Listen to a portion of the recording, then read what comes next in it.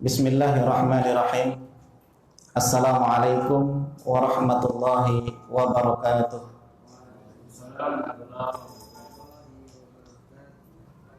Innal hamdalillah nahmaduhu wa nasta'inuhu wa nastaghfiruhu wa na'udzu billahi min shururi anfusina wa min sayyiati a'malina. May yahdihillahu fala mudilla lahu wa may yudlilhu fala hadiyalah. Asyhadu an la ilaha illallah wa asyhadu anna Muhammadan abduhu wa rasuluhu khataman nabiyyin la nabiyya wa la rasula ba'dah. Allahumma salli wa sallim wa barik ala nabiyyina Muhammad sallallahu alaihi wasallam wa ala alihi wa ashabihi wa man tabi'ahum bi ihsanin ila yaumiddin.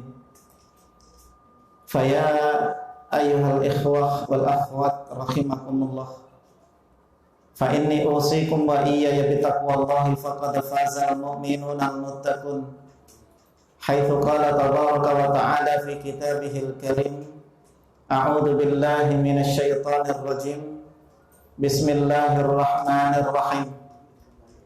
Ya ayyuhalladzina amanu taqullaha haqqa tuqatih wa la tamutunna illa wa antum muslimun.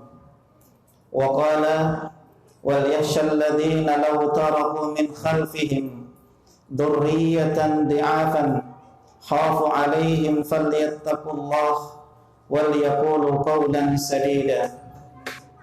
Wa qala Rasulullah sallallahu alaihi wasallam, kullu mauludin yuladu 'alal fitrah fa abawahu yuhawwidanihi aw yunassiranihi aw yumajjisanihi. Rawahul Bukhari. Alhamdulillah, Bapak Ibu jamaah sekalian yang dirahmati Allah Subhanahu wa taala. Segala puji bagi Allah Rabb sekalian alam, yang mana hingga saat ini, hingga detik ini Allah Subhanahu wa ta'ala memberikan nikmat kepada kita sehingga kita dapat bermajlis ilmu di salah satu rumah dari rumah-rumah Allah Subhanahu wa ta'ala. Bahwa Rasulullah sallallahu alaihi wasallam bersabda, majtama'a qaumun fi baitin min buyutillah yatluna kitaballah wa yatadarasuna bainahum illa nazalat alaihimus sakinah yaghshiyatuhumur rahmah wa haffathumul malaikah wa dzakarahumullahu fi man 'indah. Tidaklah suatu kaum berkumpul di salah satu rumah dari rumah-rumah Allah Subhanahu wa taala, yang mana di dalamnya mereka yatluna kitaballah, membaca dan menelaah kitab Allah yaitu Al-Qur'an, wa yatadarasunahu bainahum, dan mereka saling mempelajari isi kandungan Al-Qur'an di dalamnya, illa nazalat alaihimus sakinah, melainkan Allah Subhanahu wa ta'ala akan menurunkan sakinah, ketenangan, wa ghasyiyatuhumur rahmah, Allah naungi dengan rahmat, wa haffathumul malaikah, dan para malaikat menaungi mereka, wa dzakarahumullahu fi man 'indah, dan Allah Subhanahu wa ta'ala menyebutkan mereka di sisi Allah Subhanahu wa ta'ala yang mulia. Jamaah sekalian yang dirahmati Allah Subhanahu wa ta'ala, maka 4 keutamaan yang Allah berikan kepada seorang hamba, 4 keutamaan ini tadi hanya Allah Subhanahu wa ta'ala berikan kepada orang-orang yang berkumpul di rumah-rumah Allah. Mereka mentelaah kitabullah dan mempelajari isi kandungan kalamullah yaitu Al-Quran. Dan Bapak Ibu sekalian yang dirahmati Allah Subhanahu wa ta'ala, fa insyaallah kita termasuk di antara orang yang disabdakan oleh Nabi Muhammad sallallahu alaihi wasallam. Bapak Ibu sekalian yang dirahmati Allah Subhanahu wa ta'ala, pada kesempatan siang yang berbarokah ini insyaallah kita akan sedikit mengkaji satu tema tentang parenting pendidikan terhadap keluarga kita. Maka di dalam kesempatan ini saya memberikan tema yang sudah menyebar insya Allah dengan tema wahai ayah bunda, kenalilah anak Anda. Bapak Ibu sekalian yang dirahmati Allah Subhanahu wa taala. Pertanyaan yang patut untuk kita jawab hari ini. Seberapa kenal kita dengan anak kita? Kenapa Bapak Ibu sekalian yang dirahmati Allah, ketika seorang ayah atau seorang ibu tidak mampu mengenal anaknya, maka dia tidak akan mampu bagaimana cara mendidik anaknya. Nah, Bapak Ibu sekalian yang dirahmati Allah Subhanahu wa taala, maka ini menjadi satu tema, satu kajian khusus bahwa banyak di antara kaum muslimin hari ini mereka memiliki generasi-generasi yang cukup baik, tetapi bahkan ketika seorang ayah atau bunda tidak mengenal tentang anaknya, maka bagaimana pola pendidikan yang akan diberikan kepada anak-anaknya? Maka Bapak Ibu sekalian yang dirahmati Allah Subhanahu wa taala, maka di dalam kajian alladzina law taraku min khalfihim dzurriyyatan dhi'afan khafu 'alaihim falyattaqullah wal yaqulu qawlan sadida. Dan hendaklah merasa khawatir, merasa takut orang-orang yang jikalau meninggalkan di belakang mereka dzurriyyatan dhi'afan, generasi-generasi yang lemah. Khafu alaihim, mereka khawatir atas anak-anak mereka. Falyattaqullah wal yaqulu qawlan sadida. Hendaknya mereka bertakwa kepada Allah dan hendaknya mereka berkata dengan perkataan yang benar. Bapak Ibu sekalian yang dirahmati Allah, pertanyaan saya Pak, seberapa khawatir kita terhadap anak kita? Atau jangan-jangan ada di antara kita yang tidak pernah merasa khawatir terhadap masa depan anak kita, sehingga ketika tidak ada kekhawatiran seorang ayah maupun bunda terhadap generasi yang akan datang, yang kita takutkan akan muncul generasi-generasi yang tidak paham terhadap hakikat tujuan dia hidup di dunia. Bapak Ibu sekalian yang dirahmati Allah Subhanahu. Oke, kalau maksudnya siapa yang diserang dari pengasuhan yang udah tadi kayak itu, maka angkat tangan ibu yang punya anak laki-laki. Saya tahu jawabannya. Terima kasih anak Anda sasaran tembak bisnis pornografi dan narkoba yang bersama. Laki-laki sekarang kehilangan kata kepada istrinya, ya, karena bersepakat sama-sama kerja. Laki-laki sekarang jangan-jangan anak kita tidak punya suara untuk menentukan anaknya tidak di rumah, kamu kasih sama kita, ya, ini karena seadanya bukan kantor dan uangku yang mencukupkan kita, Allah mencukupkan kita. Itu nggak ada pada negara kita. Jangan-jangan itu anak kita, ya, membiarkan istrinya bekerja, melepaskan anaknya ke tangan babysitter. Ada satu bertujuan berselancar dunia banyak yang berkecil, ayahnya tak pernah katakan, nah, kasih ayah kasih itu nggak enak ayah. Aku ingin mendengar berempat satu oleh takut makan. Tahan pandangan mulanya, cantik makan. Walasbalatu karena itu bisu tidak ingin berhati ayahnya, semuanya hadir walayasnya. Ada ayah karena ada ayahnya, ada kamu nggak ada mana, rumah wanita itu berdaya, pemberitaan jenis tersedia. Nah itu semua bisa mencederai anak. Ingat Allah yang Ini pada tayangan selanjutnya ini menceritakan bahwa beginilah akhlak anak-anak kita, Bapak Ibu sekalian. Mereka sudah tidak paham tentang agamanya, sehingga tentang sentuhan baik laki-laki dengan perempuan yang bukan mahram itu sudah menjadi budaya, bukan menjadi hal yang tabu di pandangan anak-anak kita hari ini.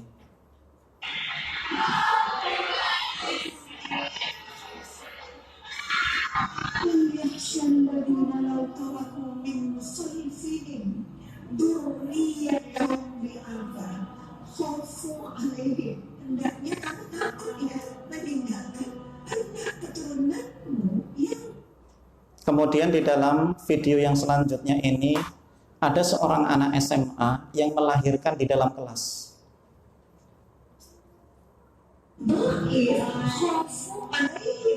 Berarti di belakangmu. Kalau di belakang kita, kita sedang kemana? Kita sedang berjalan menuju mana?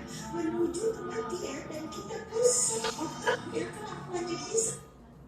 Jadi ini menahilkan anaknya di dalam. Yang nggak risau sama ayat itu, karena kita harus mempertanggungjawabkannya di mahkamah hisab Allah. Oke. Baik Bapak Ibu sekalian yang dirahmati Allah Subhanahu wa taala. Tentu kita sebagai para orang tua hari ini, ketika kita tidak paham betul atau tidak kenal betul tentang anak kita, maka kita tentu akan sulit memberikan bagaimana pola pendidikan yang harus kita berikan kepada mereka. Sungguh Bapak Ibu sekalian yang dirahmati Allah, Allah Subhanahu wa taala akan mempertanyakan kepada diri kita terhadap anak-anak yang hari ini lahir dari rahim istri-istri kita. Rasulullah Shallallahu Alaihi Wasallam bersabda, Innallaha sa'ilun kulla ra'in ammastar'ahu akhafidhu dzalika am dayya'ahu hatta yus'ala ar-rajulu an ahli baitihi. Sesungguhnya Allah Subhanahu wa taala akan menanyai kepada pemimpin terhadap yang mereka pimpin. Apakah dijaga dengan baik ataukah mereka sia-siakan begitu saja? Hatta yus'ala ar-rajulu an ahli baitihi. Sampai seorang laki-laki, seorang ayah akan ditanyai tentang anggota keluarganya. Jadi Bapak Ibu sekalian yang dirahmati Allah Subhanahu wa taala, lurusnya karakter anak kita, baiknya generasi kita, itu juga tidak lepas dari baiknya generasi orang tua. Maka Bapak Ibu sekalian yang dirahmati Allah Subhanahu wa taala, maka momen ini saya sampaikan karena sudah jauh hari, sekitar 3 bulan yang lalu saya diminta, Ustadz tolong berikan parenting tentang pendidikan untuk para orang tua agar paham tentang makna pendidikan untuk anak-anaknya. Maka Bapak Ibu sekalian yang dirahmati Allah Subhanahu wa taala, kenapa tema ini kita pilih Bapak Ibu sekalian yang dirahmati Allah? Yang pertama, besarnya amanah tanggung jawab pendidikan.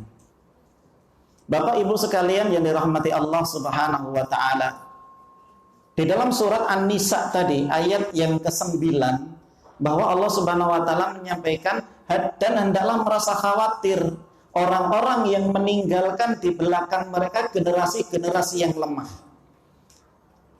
Imam Ibnu Katsir di dalam kitabnya Tafsirul Azim, beliau menjelaskan dan para ulama menjelaskan bahwa yang dimaksud generasi yang lemah di sini dalam kata arti adalah lemah ekonomi.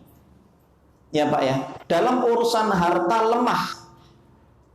Bapak Ibu sekalian yang dirahmati Allah Subhanahu wa taala, jikalaulah dalam urusan harta saja Allah Subhanahu wa taala memerintahkan kepada kita agar kita khawatir jangan sampai meninggalkan di belakang kita untuk anak-anak kita tumpukan-tumpukan hutang, gitu ya Pak ya. Ekonomi mereka tidak jelas sehingga kefakiran yang dimiliki oleh para orang tua akan memberikan dampak negatif pada seorang anak. Kalaulah dalam urusan harta, urusan ekonomi, Allah Subhanahu wa taala memerintahkan kepada kita khawatir, maka tentu kita harus lebih khawatir lagi jika anak-anak kita tidak paham tentang urusan agama. Itu ya Pak ya. Kita harus lebih khawatir ketika meninggalkan di belakang kita itu anak-anak yang tidak kenal Allah Pak. Anak-anak yang tidak kenal Al-Quran. Anak-anak yang tidak kenal dengan Rasulullah Sallallahu Alaihi Wasallam. Dan anak-anak yang tidak kenal dengan Islam. Nah Bapak Ibu sekalian yang dirahmati Allah Subhanahu Wa Ta'ala, di dalam video selanjutnya sebenarnya ingin saya tampilkan anak-anak usia SMA Pak, ketika ditanyai sebutkan rukun Islam itu ada berapa, di antara mereka menjawab rukun Islam ada 6 katanya Pak. Dan di antara mereka mengatakan rukun Islam ada 5. Apa yang pertama? Yang pertama adalah zakat katanya Pak.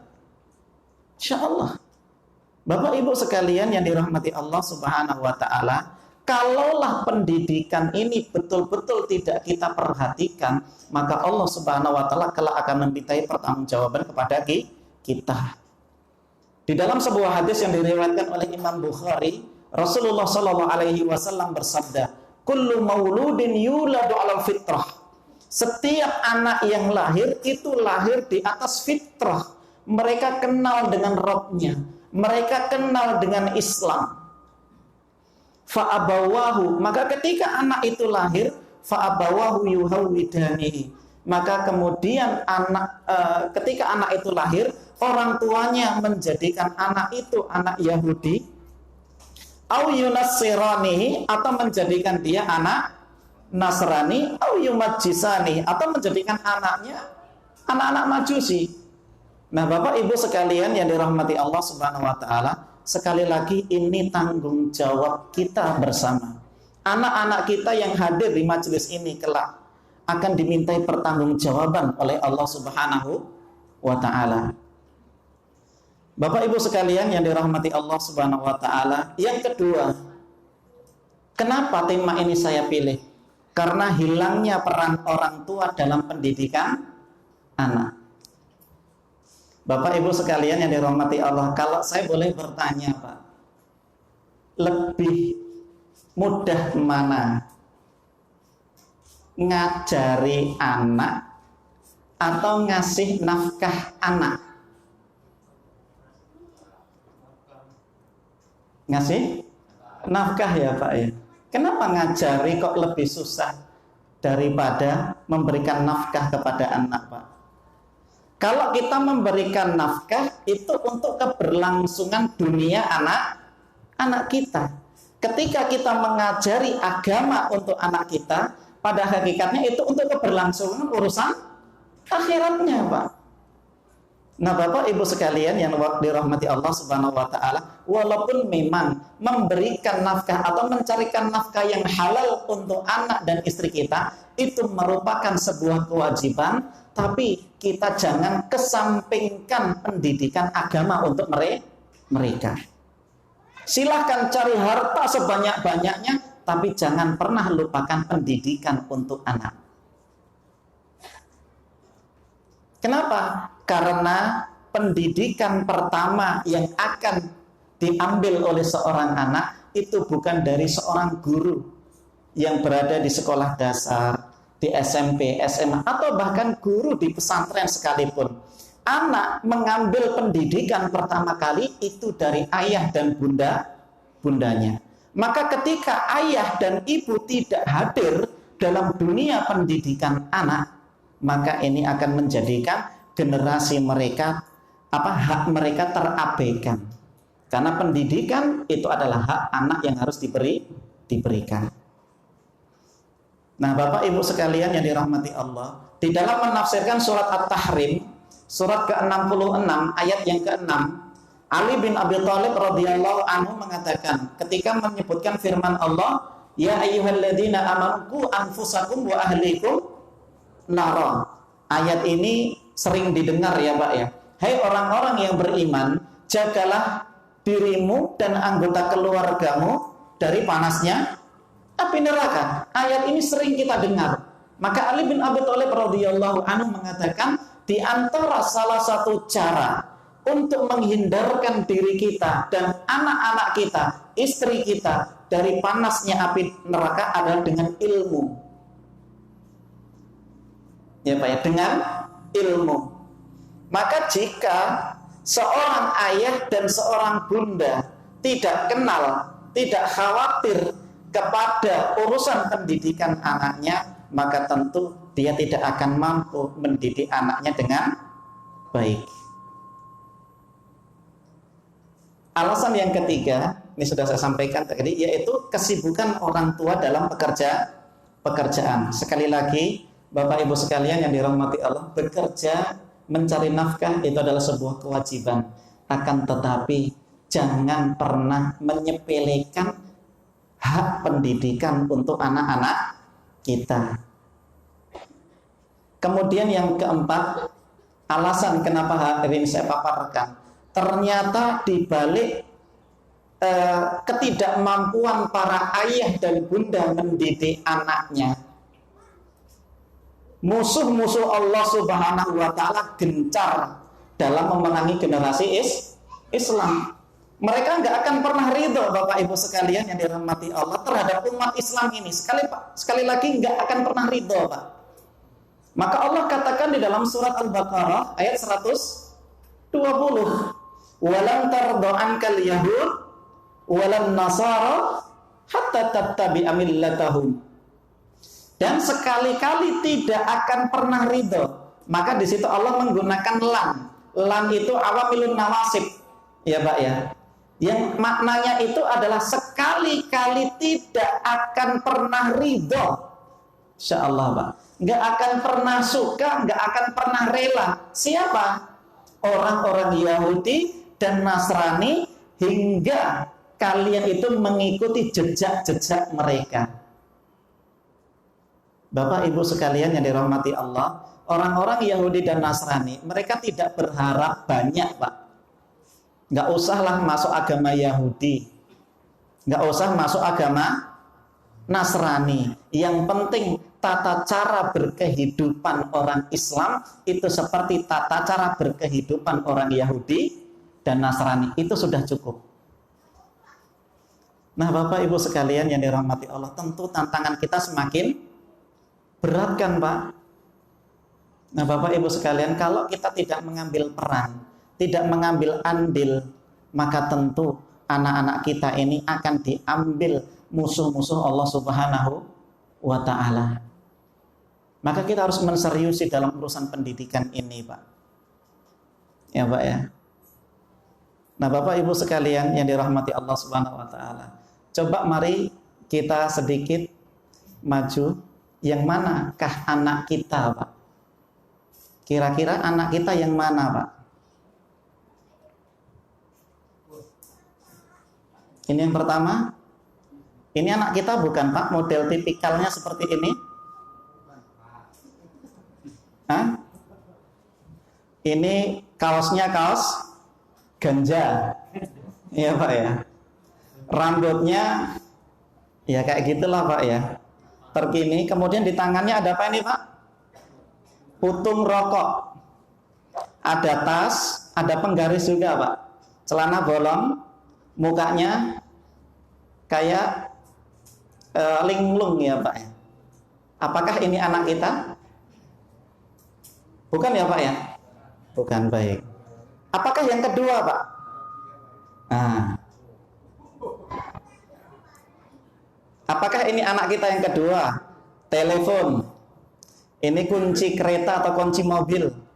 Tampilan celananya dilipat ke atas, agak stylenya agak tinggi ya, Pak ya. Sepatu yang paling mahal, kacamata, nggak lupa ada handsetnya ya, Pak ya. Ada handsetnya di telinga, kaosnya kaos yang terbaru. Stylenya luar biasa lah, Pak. Kacamatanya ya kacamata terbitan terbaru. Rambutnya juga mulai unik ya, Pak ya. Apakah ini anak kita yang kedua, Pak? Kebanyakan, Pak. Enggak, anak kita yang seperti ini bukan, Pak? Bukan. Yang satu? Yang kedua? Bukan ya, Pak ya? Atau yang ketiga, Pak?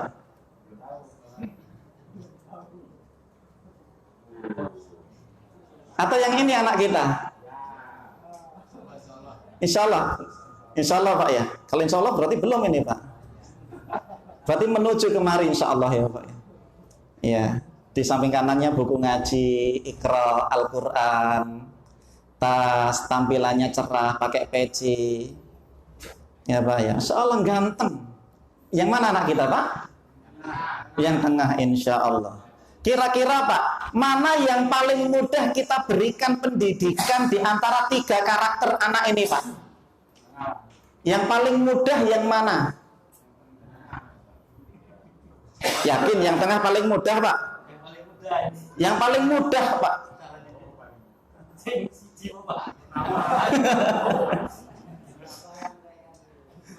Yang pertama, kalau yang pertama paling mudah Pak, wis colke wae anake. Akan jadi seperti itu sudah Pak. Gaya anak pang. Yang kedua, seluruh fasilitasnya kita penuhi. Nak, kamu mau minta apa? Bilang sama ayah. Hatta ketika anaknya minta pesawat pun akan diberikan. Maka hasilnya akan seperti itu. Kalau yang pertama itu terlalu meremehkan, nggak peduli tentang pendidikan anak. Yang kedua itu terlalu berlebih-lebihan di dalam memberikan dunia kepada anak. Dan yang ketiga, ini melalui proses yang panjang Pak. Rumit, susah, letih, lelah, capek, campur aduk jadi satu demi untuk mendapatkan karakter anak yang ketiga. Maka ketika seorang ayah betul-betul menghabiskan waktunya, seorang ibu menghabiskan waktunya demi untuk pendidikan anaknya, maka fa insya Allah hasil tidak pernah mengkhianati proses usaha. Ya. Nah Bapak Ibu sekalian yang dirahmati Allah Subhanahu wa Ta'ala, yang kita doakan insya Allah seluruh jamaah yang hadir di sini, anak-anaknya adalah anak-anak yang seperti nomor 3. Amin. Nah Bapak Ibu sekalian yang dirahmati Allah Subhanahu wa Ta'ala, kemudian kisah menakjubkan masa kecil para ulama Pak. Jadi saya perlu tontonkan dan saya perlu tampilkan masa kecil para ulama kita Pak. Yang pertama, Ya'qub bin Sulaiman. Dia menjadi ulama terkemuka Pak, memiliki 1000 guru. Bapak gurunya berapa Pak? 4 ya Pak ya.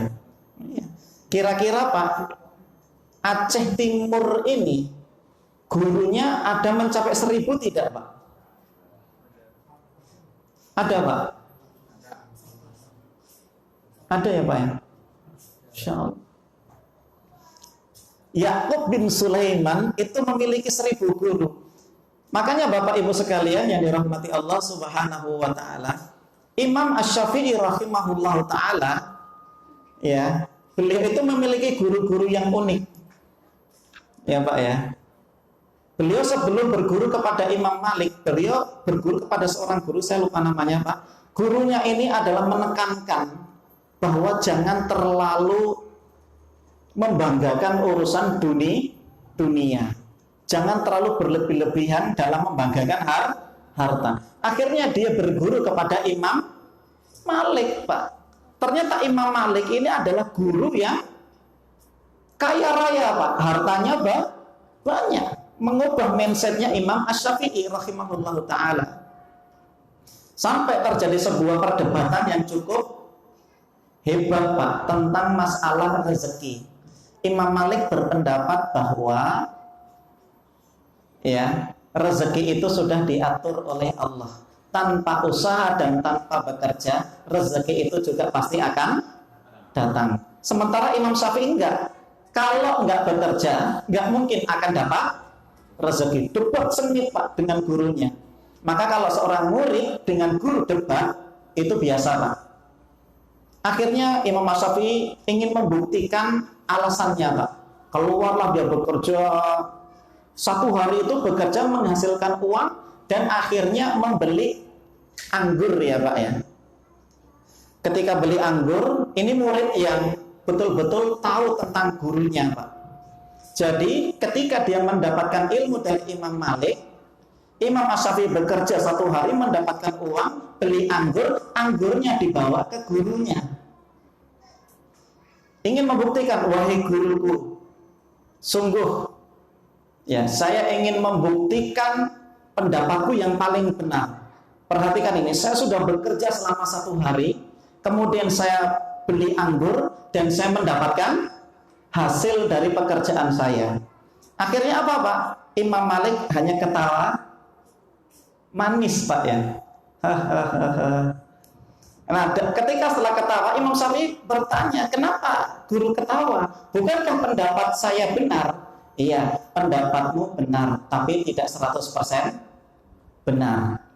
Pada hakikatnya saya tidak bekerja dari pagi, siang, sore, sampai malam. Saya mengisi kajian.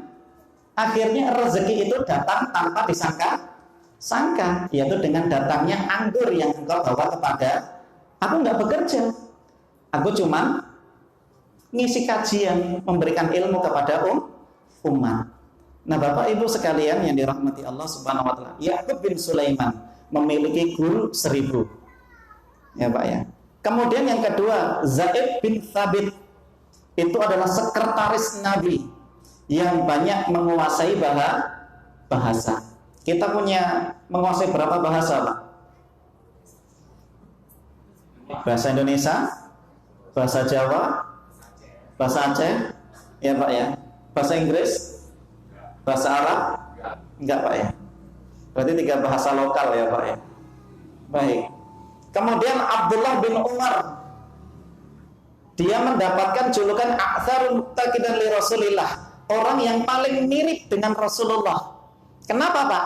Karena perilaku Abdullah bin Umar persis seperti perilakunya Rasulullah. Kalau bahkan Bapak Ibu sekalian yang dirahmati Allah, tanpa ada sebab dan tanpa alasan, Abdullah bin Umar ketika melihat Rasulullah itu mengelilingi sebuah pohon kurma 7 kali, tanpa tahu alasannya apa Rasulullah mengelilingi itu, maka ketika Rasulullah meninggal dunia, maka Abdullah bin Umar ketika dulu melihat Rasulullah ketika sampai di kurma ini mengelilingi 7 kali, maka Abdullah bin Umar pun juga keliling 7 kali. Tidaklah setiap perilaku Nabi, melainkan Abdullah bin Umar ikut mencontohnya, Pak.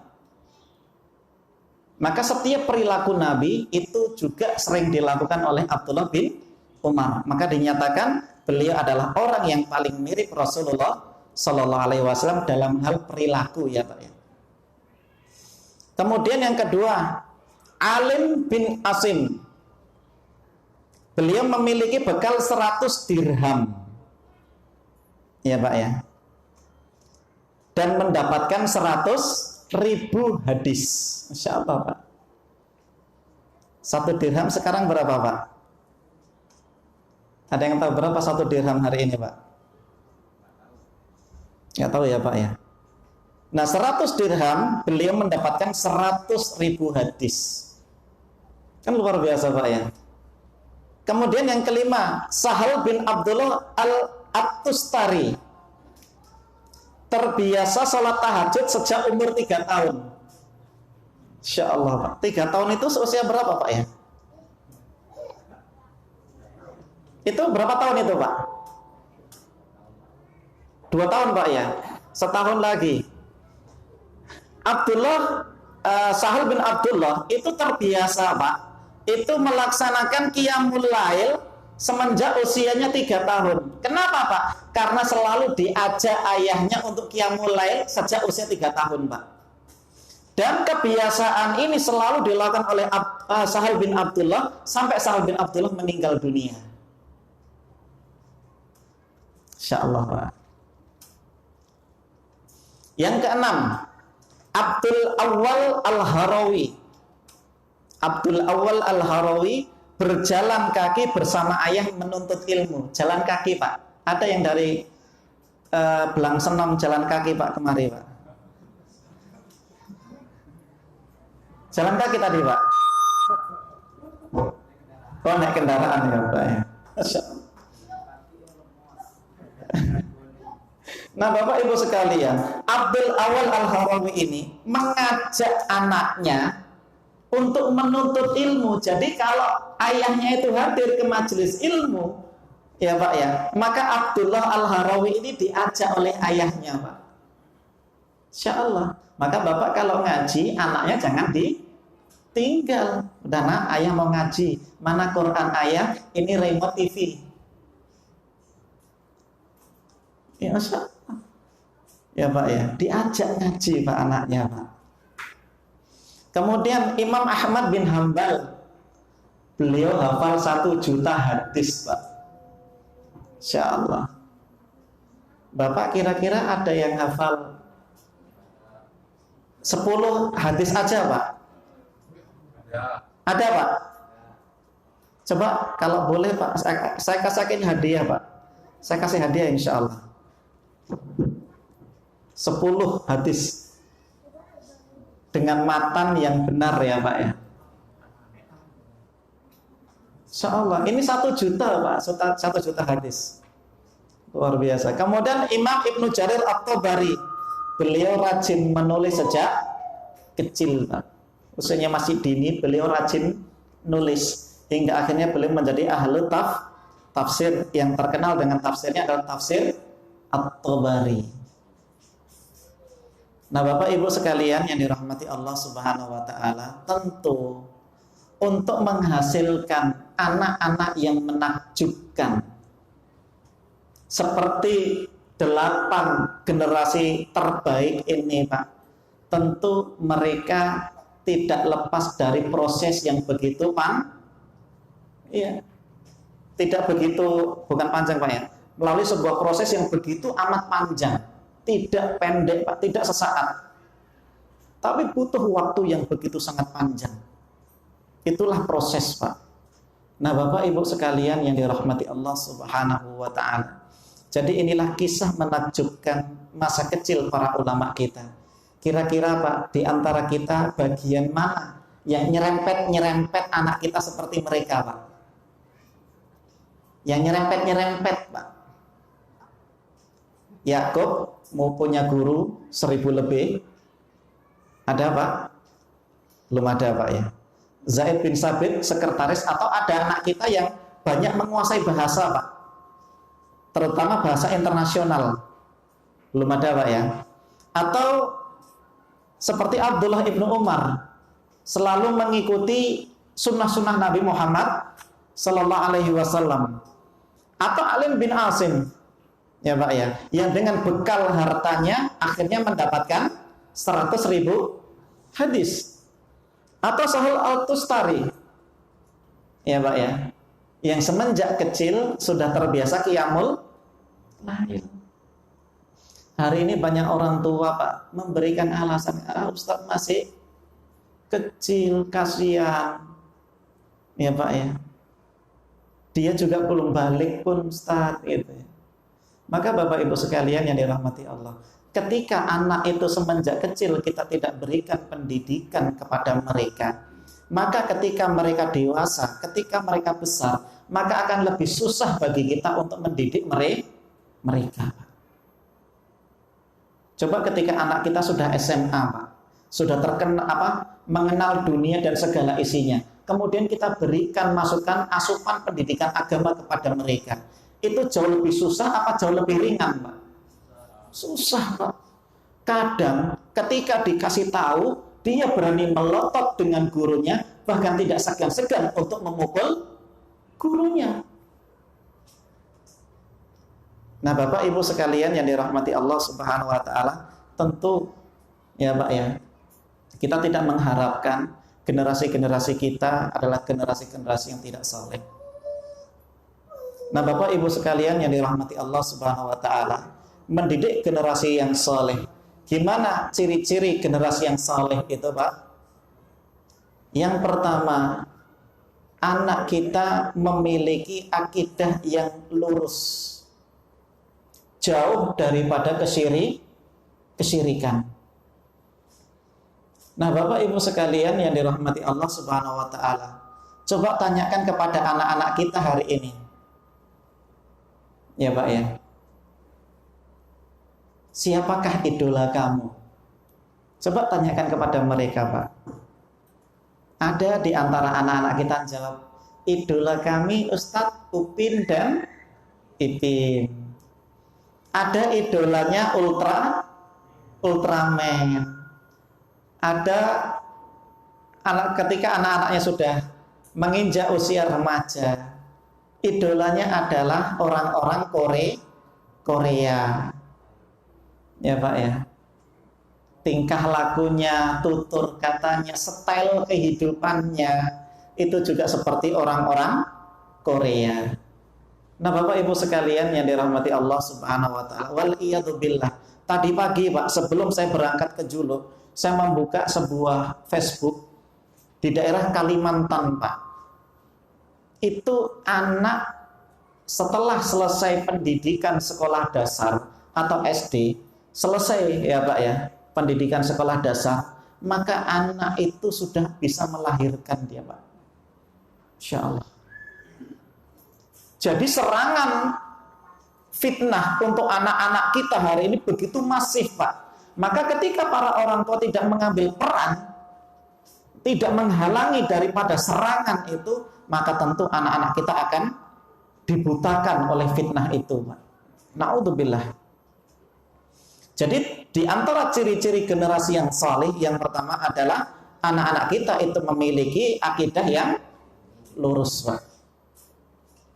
Yang kedua, rajin beribadah kepada Allah. Sebagaimana yang disampaikan oleh Ustadz Bakhtiar Nasir tadi, di antara anak seorang ayah yang sukses, ayah yang berhasil adalah ayah yang bisa melihat anaknya ketika sholat sudah berangkat sendiri. Untuk qiyamul lail tidak perlu dibangunkan lagi. Itu di antara ciri-ciri ayah yang sukses di dalam memberikan pendidikan kepada anaknya. Ya baik, Masya Allah. Rajin beribadah kepada Allah Subhanahu wa ta'ala. Kemudian yang ketiga, berbakti kepada kedua orang tuanya. Bapak Ibu sekalian yang dirahmati Allah Subhanahu wa ta'ala, hari ini mari kita perhatikan anak-anak kita Pak. Ketika mereka berhadapan dengan orang tua atau orang yang lebih tua, apakah mereka memiliki adab atau mereka memiliki etika yang baik kepada kedua orang tuanya? Padahal Rasulullah Shallallahu Alaihi Wasallam bersabda, "Ma nahala walidun waladan min nahlin afdal min adabin hasanin." Tidak ada pemberian yang paling utama dari orang tua kepada anaknya melainkan adab yang baik. Banyak hari ini anak-anak kita Pak tidak memiliki adab kepada kedua orang tuanya. Itu ya Pak ya. Apalagi adab kepada orang lain. Padahal Abdullah bin Mubarak rahimahullah ta'ala beliau mengatakan, ta'allamtul adab 30 aman. Aku belajar adab itu 30 tahun lamanya. Wa ta'allamtul ulum 20 aman. Dan aku belajar berbagai macam disiplin ilmu itu membutuhkan waktu 20 tahun. Ini menunjukkan apa Pak? Prioritas yang paling dikedepankan oleh para ulama adalah urusan adab. Ya Pak ya. Akmalul mu'minina ahsanuhum khuluqan. Orang beriman yang paling sempurna imannya adalah yang paling baik akhlaknya. Nah Bapak Ibu sekalian yang dirahmati Allah, sekali lagi akhlak itu hari ini ya Pak ya, sangat jauh dari anak-anak kita. Ya. Di antara yang diajarkan oleh Rasulullah SAW yang dijelaskan oleh Syekh Abu Bakar Jabir Al-Jazairi dalam kitab Minhajul Muslim, sampai beliau menyebutkan di antara adab seorang anak kepada orang tua yaitu wala yamshi amamahu, dia tidak berjalan di depan orang tua.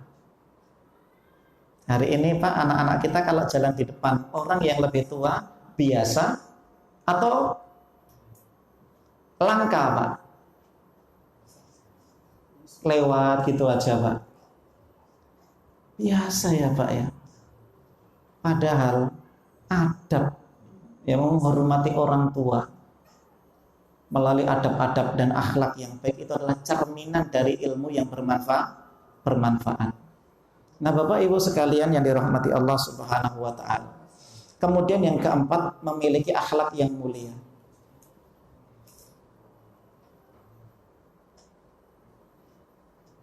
Memiliki akhlak yang mulia. Yang keempat. Nah, Bapak Ibu sekalian yang dirahmati Allah Subhanahu wa taala, di dalam surat Luqman, dari ciri-ciri generasi yang soleh ini adalah kesimpulan daripada surat Luqman, Pak. Ketika Luqman berkata kepada anak-anaknya, Allah Subhanahu wa taala berfirman, A'udzu billahi minasyaitonir rajim. Wa laqad ataina Luqmanal hikmata an yashkur lillah wa may yashkur fa inna ma yashkuru li nafsihi wa man kafara fa innallaha ghaniyyun hamid. Dari mulai ayat ke-12 sampai ayat yang ke-17 ya Pak ya, 18. Dari 12 sampai 18 inilah kesimpulan daripada ciri-ciri anak-anak yang soleh tadi, Pak. Satu, berakidah salimah. Yang kedua, rajin beribadah. Yang ketiga, berbakti kepada kedua orang tua. Yang ketiga, memiliki akhlak yang mulia. Itu ya Pak ya. Nah, Bapak Ibu sekalian yang dirahmati Allah Subhanahu wa taala, maka para orang tua untuk mendidik anaknya, mereka harus memiliki bekal. Dan bekal ini harus dimiliki oleh para ayah dan dimiliki oleh para bunda, Pak. Yang pertama, sudahkah saya menjadi orang tua yang salih, Pak? Bapak ingin mendidik generasi kita menjadi generasi yang salih, maka coba perhatikan diri kita dulu. Apakah kita sudah menjadi orang tua yang salih bagi anak-anak kita? Bapak Ibu sekalian yang dirahmati Allah, bagaimana orang tua yang salih itu? Yang pertama adalah orang tua yang bertakwa.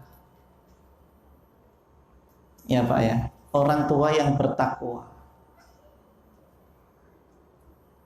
Allah Subhanahu wa taala berfirman di dalam surat An-Nisa ayat yang pertama dan surat An-Nisa ayat yang ke-9.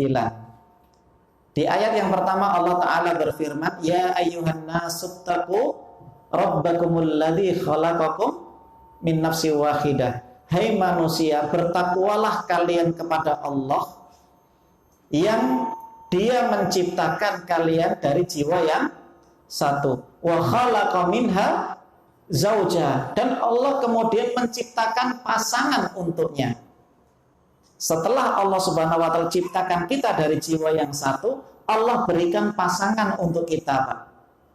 Dan ketika Allah telah memberikan pasangan untuk kita, wa batha minhuma rijalan katsira wa nisaa. Allah mengembangbiakkan dari kedua insani tadi, yaitu laki-laki yang banyak atau perempuan yang banyak. Wattaqullah, itu ya Pak ya. Maka bertakwalah kepada Allah, alladzina tasaaluna bihi wal arham, yang kalian selalu meminta kepadanya dan minta kepada hubungan rahim, Pak. Jadi orang tua yang bertakwa kepada Allah akan menghasilkan generasi-generasi yang bertakwa. Bertakwa itu maknanya apa toh, Pak? Menjalankan perintah Allah dengan semaksimal mungkin dan meninggalkan larangan Allah sejauh mungkin. Nah, Bapak Ibu sekalian yang dirahmati Allah, di antara bentuk ketakwaan seorang ayah yaitu adalah ayah itu memberikan contoh atau toladan ya Pak ya, sebelum dia memerintahkan kepada anaknya. Nah, kalau makan jangan berdiri dan jangan makan pakai tangan kiri. Nah, ketika nasihat ini didengar oleh seorang anak dan ayah telah mempraktekkannya, maka akan masuklah itu ke dalam jiwa seorang anak. Oh, ayahku tidak hanya saja menasehati lewat lisan, tapi juga menasehati lewat anggota badan. Ya Pak ya. Nak, sudah adzan. Yuk ke masjid. Anaknya pergi ke masjid. Ayahnya ngopi Pak. Enggak, di rumah. Nah, ini sudah sholat maghrib, ayo ambil ikra'nya atau Qur'annya dibaca nak ya. Orang tuanya main Insya Allah. Maka Bapak Ibu sekalian yang dirahmati Allah Subhanahu wa Ta'ala, tentu ini menjadi cambuk untuk para orang tua. Ya Pak ya. Di dalam surat As-Saff ayat yang kedua dan ayat yang ketiga, Allah menegur orang-orang yang beriman, Pak. Ya ayyuhalladzina amanu lima taquluna ma la taf'alun. Hai orang-orang yang beriman, kenapa engkau pandai berbicara, berkata, tapi engkau tidak pandai melakukan? Kabur maqtan, besar kemurkaan Allah ketika engkau mampu menyampaikan kebenaran, tapi engkau tidak mampu untuk mengamalkannya. Atau muruna nasa bil birri wa tansawna anfusakum wa antum tatluna alkitab afala ta'qilun. Apakah kalian menyuruh manusia untuk berbuat kebaikan sementara kalian melupakan diri kalian? Wa antum tatluna alkitab, padahal kalian sering mentelaah Alkitab, mempelajari Al-Qur'an. Afala ta'qilun. Apakah kalian tidak mau berpikir, kata Allah? Selalu nyuruh anak berbuat kebaikan, tapi para ayah lupa kebaikan itu harus ia berikan contoh terlebih dahulu kepada anaknya. Sahal bin Abdullah tadi itu Pak, semenjak usia 3 tahun dia mulai qiyamul lail, bukan karena dia mau sholat sendiri, tidak, karena itu melalui ajakan ayahnya Pak. Semenjak usia 3 tahun digandeng, dibangunkan anaknya waktu malam itu Pak. Diajak qiyamul lail, insyaallah. Sampai qiyamul lail ini menjadi kebiasaan Sahal bin Abdullah sampai ia meninggal dunia. Luar biasa. Untuk mendapatkan generasi yang saleh, prosesnya panjang dan berat Pak. Kalau hanya sebatas memberikan makan dan minum, ya semuanya bisa ya Pak ya, nggak repot pun. Kemudian orang tua yang saleh itu selalu berkata benar, tidak pernah dusta kepada anak-anaknya. Jangan ngajari kebohongan kepada anaknya Pak. Misalkan Pak, kita punya hutang sama fulan A. Ketika masa waktunya tiba untuk melunasi hutangnya itu, maka si A tadi mendatangi rumah kita untuk menagih hutangnya. Maka ada sebagian loh Pak di antara kaum muslimin itu malah nyuruh anaknya, nah kalau bapak fulan A nanti datang, bilang ayah nggak ada di rumah, ayah sudah pergi 3 hari, padahal ayahnya ada melungker di dalam kamar Pak. Itu kan namanya ngajari perkataan yang nggak benar untuk anaknya Pak. Kalau anak terbiasa dengan hal yang seperti itu, maka ketika dewasa dia akan terbiasa untuk melakukan kebohongan. Ajarkan perkataan yang benar, walaupun perkataan yang benar itu pahit rasanya Pak. Betul nggak Pak? Ya, beli mainan lah ya, ayah nggak ada uang, nah padahal kemarin baru gajian. Itu sudah perkataan yang nggak benar. Seharusnya diberikan jawaban yang selayaknya. Nah, ayah memang punya uang, tapi kebutuhan rumah tangga kita itu lebih besar daripada membelikan mainan untukmu. Insya Allah suatu saat nanti kalau ayah punya harta lebih, akan ayah belikan mainan. Itu anak kira-kira mendengar perkataan itu legowo tidak, Pak? Legowo, Pak, daripada ayah nggak punya anaknya tahu kemarin baru nimbang sawit 1 kilo sudah 2.000 kok. Ya Pak ya, betul ya Pak. Tapi kita kadang-kadang ngajarkan kedustaan kepada anak kita, Pak. Dan proses pendidikan awalnya sudah salah. Makanya ditutup di dalam surat An-Nisa ayat yang ke-9 tadi, Pak. Falyattaqullah wal yaqulu qawlan sadida. Hendaklah bertakwa kepada Allah dan berkata dengan perkataan yang benar. Jangan dusta, Pak. Ya. Iyyakum wal kadziba, kata Nabi. Janganlah kalian melakukan kedustaan. Fa innal kadziba yahdi ilal fujur. Karena kedustaan itu menghantarkan kita kepada sebuah dosa. Dan dosa itu menghantarkan kita kepada neraka. Itu ya, Pak. Yang ketiga, ayah yang soleh memberikan tauladan yang soleh, ya Pak. Contoh yang baik. Nah, Bapak Ibu sekalian yang dirahmati Allah, haram bagi orang tua untuk membuka auratnya di depan anak-anaknya. Bahkan di antara tauladan yang harus kita tanamkan kepada anak kita, bahwasanya setiap kali anak kita itu ingin masuk ke kamar kita, maka dia harus minta izin, Pak. Paham ya, Pak ya? Setiap anak yang ingin masuk ke kamar kita harus minta izin. Kalau tidak diizinkan, tidak boleh masuk. Tetapi sebaliknya, kalau kita masuk ke kamar anak kita tanpa perlu minta izin kepada anak, sekalipun, ya Pak ya, sekalipun anak kita itu sudah dewasa, kita untuk mengetahui apa yang dilakukan di dalam kamar. Karena hari ini Bapak Ibu sekalian, kemaksiatan anak-anak yang dilakukan oleh anak-anak kita, kemaksiatan yang mereka lakukan itu tidak di dalam, tidak di luar rumah, Pak. Walaupun hari ini banyak, belum juga mengurang ya Pak ya. Tetapi kebanyakan hari ini anak-anak kita juga mereka melakukan kemaksiatan di dalam kamarnya. Dengan apa, Pak? Dengan menggunakan HP-nya. Dia berselancar.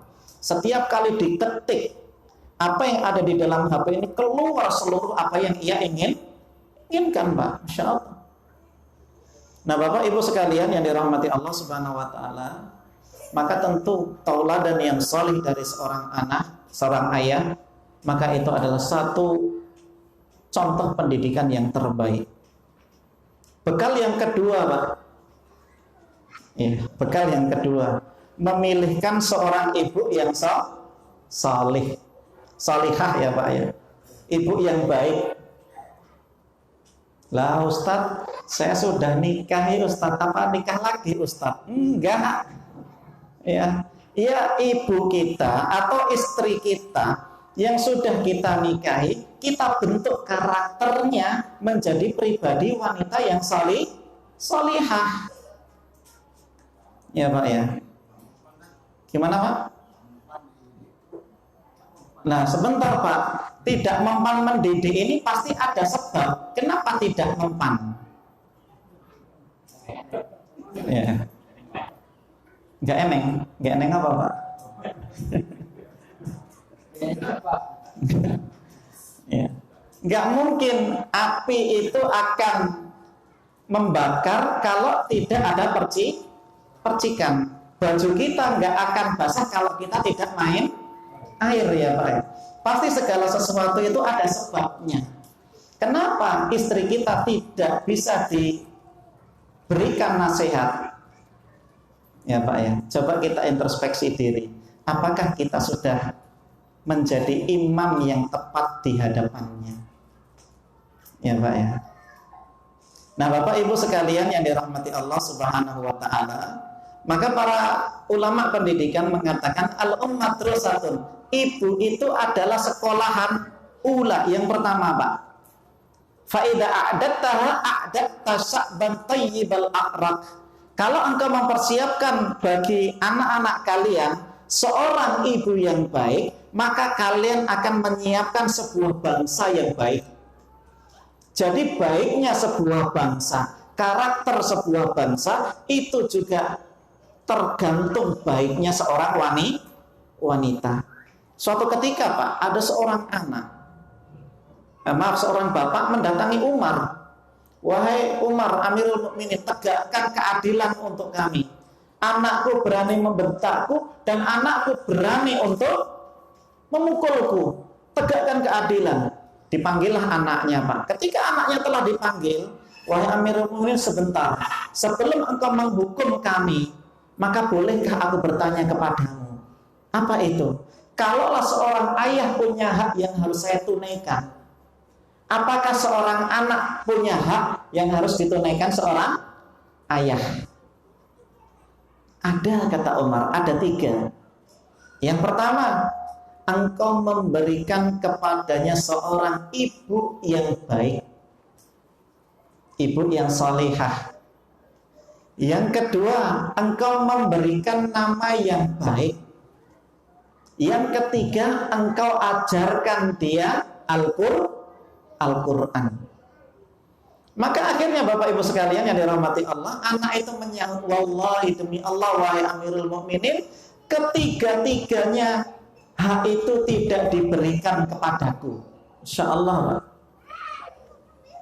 Wahai Amirul Mukminin, ayah saya menikahi seorang wanita budak yang dibeli dengan harga 2 dirham atau 2 dinar, saya lupa Pak ya.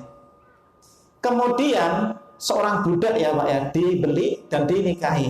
Setelah itu mengandung, lahirlah aku. Maka ketika aku lahir, aku diberi nama Ju'al. Apa Pak?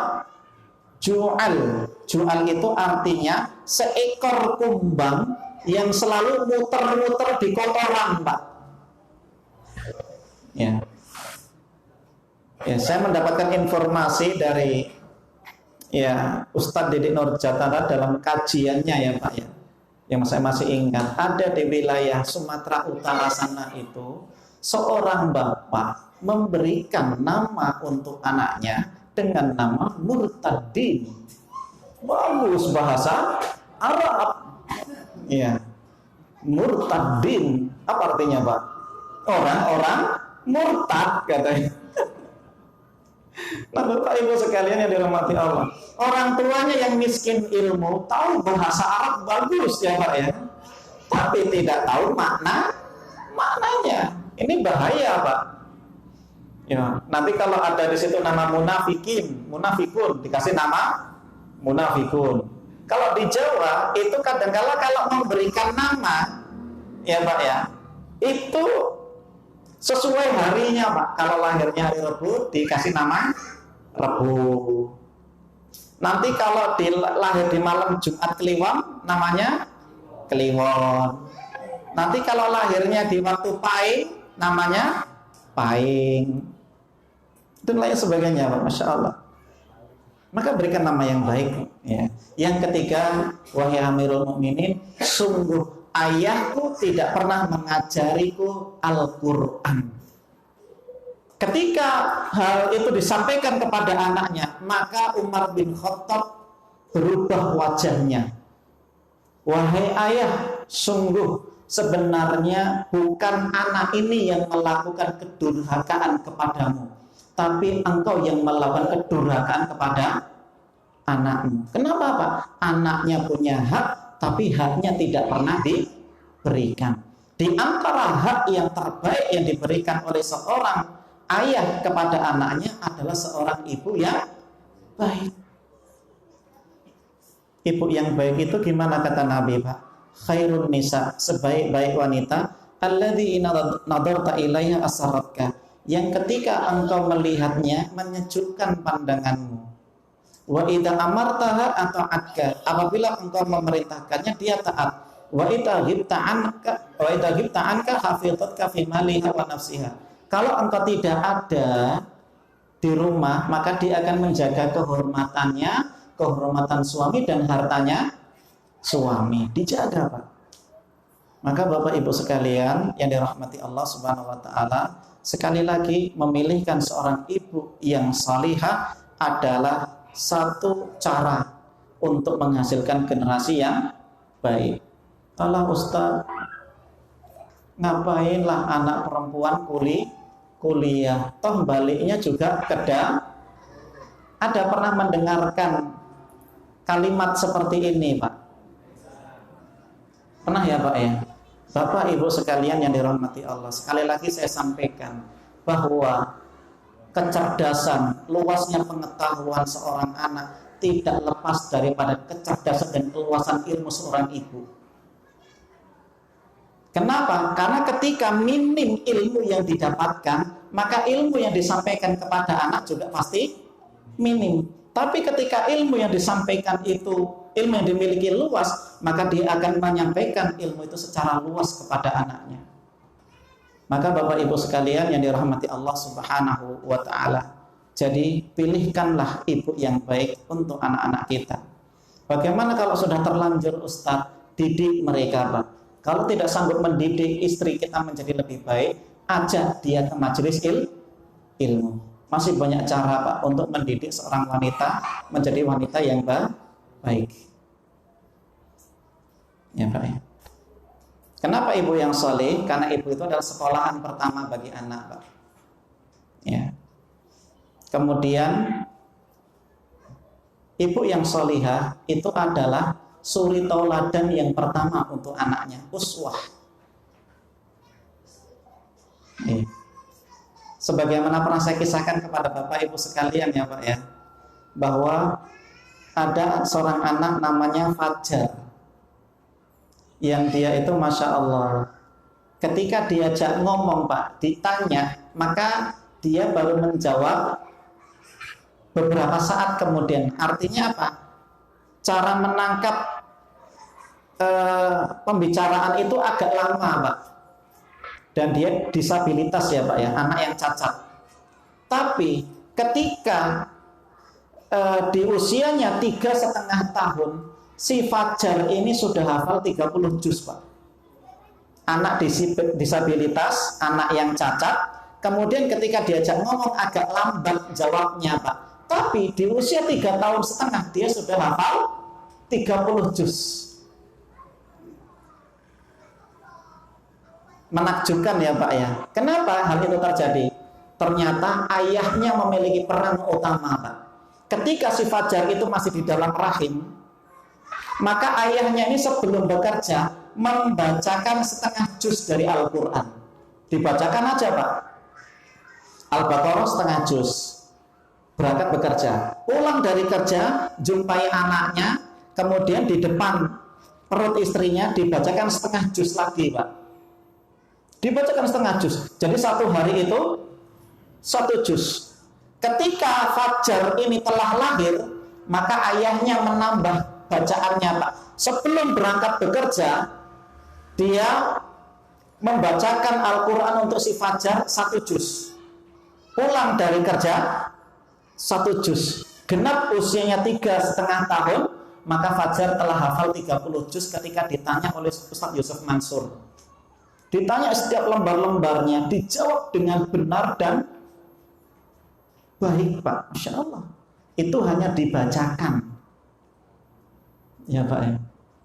Maka tentu anak yang disabilitas seperti itu, menurut akal manusia yang terbatas ini tidak mungkin mampu 30 juz. Tapi nyatanya Fajar mendapatkan mukjizatul Quran. Bekal mendidik anak yang soleh yang ketiga, Pak.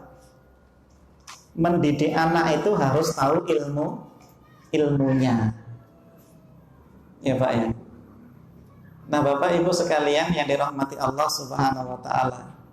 Gimana, Pak? Misalkan anak kita melihat tetangganya baru beli mobil mainan yang terbaru, Pak. Lalu anak kita main di sana, setelah main dari sana pulang, jumpai ayahnya, ya, belikan mobil baru dong. Belikan nggak, Pak? Ayahnya nggak punya uang ini, Pak. Ya. Ayah nggak ada uang, nak. Belikanlah ya. Sampai merengek dan menangis. Kira-kira ketika anak yang seperti itu, Pak, apa langkah yang harus kita tempuh agar anak itu menerima dengan kondisi yang kita miliki, Pak? Itu butuh ilmu loh, Pak, ya. Apalagi ketika punya anak kembar seperti saya, Pak. Itu ketika di rumah saling perang, Pak. Ya, apalagi kalau jumpa sama kakaknya. Wah, itu ganggu-gangguan, Pak. Maka ketika orang tua tidak memiliki ilmu pendidikan yang tepat bagaimana cara melerai perkelahian mereka, mengatasi masalah yang dimiliki anak kita, maka tentu orang tua akan memberikan solusi yang salah. Berapa banyak hari ini para orang tua ketika memberikan nasihat kepada anaknya dengan cara yang kasar, bahkan tidak lepas dari bentakan, atau bahkan na'udzubillah sampai pada tahap pemakian. Ya, Pak, ya. Nah, Bapak Ibu sekalian yang dirahmati Allah Subhanahu wa taala. Saya pernah dengar itu, Pak. Ketika anaknya menangis meronta-ronta, ada seorang ayah sampai mengatakan, "Dasar anak setan." Masya Allah. Padahal kalimat ini, Pak, akan direkam dalam memori seorang anak. Dasar anak tak tahu diuntung. Ini akan direkam oleh seorang anak, Pak. Dan kelak rekaman ini akan ditularkan kepada anaknya di masa depan, Pak. Na'udzubillah. Maka Bapak Ibu sekalian yang dirahmati Allah, mendidik anak itu harus tahu ilmunya. Yang keempat, bekal seorang ayah adalah memberikan harta yang halal. Jangan harta yang haram, ya, Pak, ya. Bahaya memberikan harta yang haram kepada anak, Pak. Dalam Al-Baqarah 168 ini teguran Allah untuk seluruh manusia. Al-Baqarah 172 ini teguran Allah untuk orang-orang yang beriman.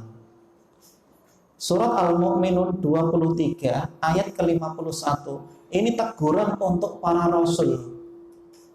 Tegurannya itu sama, Pak. Untuk para rasul, untuk orang-orang beriman, dan untuk seluruh manusia tegurannya sama. Jangan memakan harta kecuali dengan cara yang baik.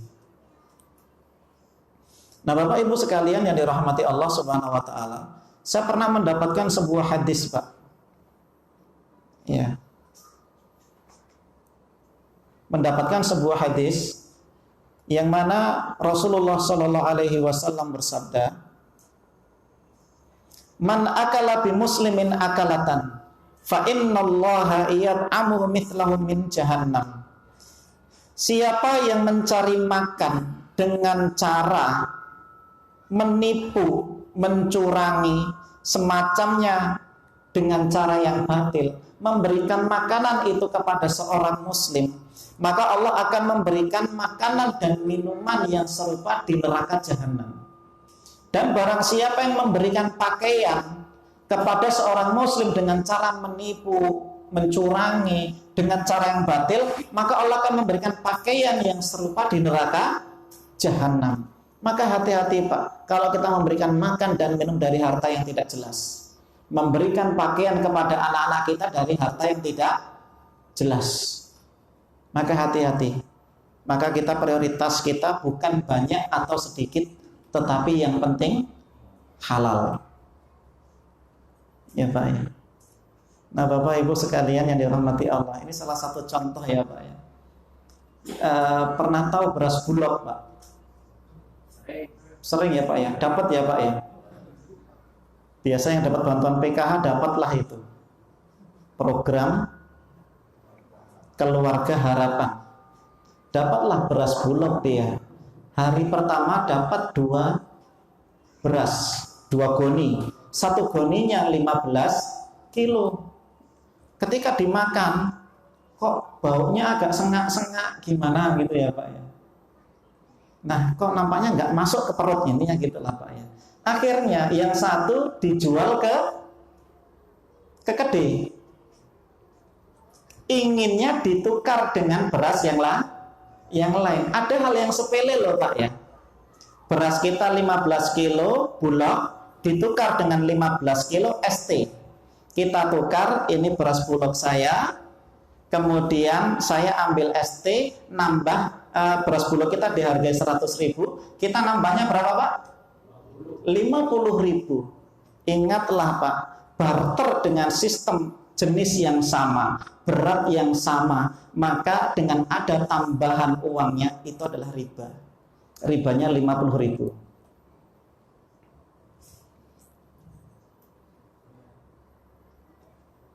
Jadi gimana caranya Ustadz? Caranya jual dulu bulog kita. Kita dapat uang, ya Pak ya. Ambil uang 50.000 sebagai tambahannya, berikan kepada penjualnya. Saya beli ST. Sistemnya sudah berubah dari barteran menjadi jual beli. Hal yang seperti itu juga berlaku pada emas, Pak.